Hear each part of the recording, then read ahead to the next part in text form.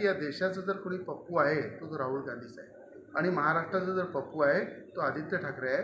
अशा प्रकारचं बिहारच्या जनतेने यांना चांगल्या प्रकारे जागा दाखवली आहे म्हणून खोटा प्रचार करून ईव्हीएम मशीनचा आज मोदीजींवर विश्वास ठेवून अमित शहाजींच्या रणनीतीवर विश्वास ठेवून ज्या पद्धतीनं एनडीएला बहुमत मिळालेलं आहे आणि काँग्रेसचं डिपॉझिट जप्त झाले. या ठिकाणी ईव्हीएम मशीनच्या माध्यमातून जेव्हा आरडाओरडा चालू होता त्या आरडाओरडामध्ये काँग्रेस आहे, उभाटा गट आहे, उद्धव ठाकरेंचा राज ठाकरे आहे, अनेक अशा गटांनी वारंवार ईव्हीएम मशीनचा उदो करून जेव्हा जेव्हा आरोप केले त्या सगळ्यांवर चपकार बसवण्याचं काम हे बिहारच्या जनतेने केलेलं आहे की लोकशाहीचा विजय, लोकहिताचा विजय आणि भाजपने केलेले कामं हे जमिनीपर्यंत लोकांपर्यंत पोचलेले आहे.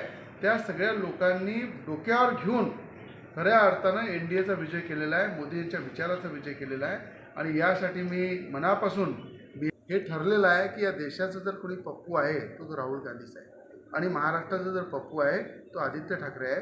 अशा प्रकारचं बिहारच्या जनतेने यांना चांगल्या प्रकारे जागा दाखवली आहे म्हणून खोटा प्रचार करून ईव्हीएम मशीनचा खोटा प्रचार करून कुठंतरी राजकीय रोट्या शेकल्या नाही पाहिजे.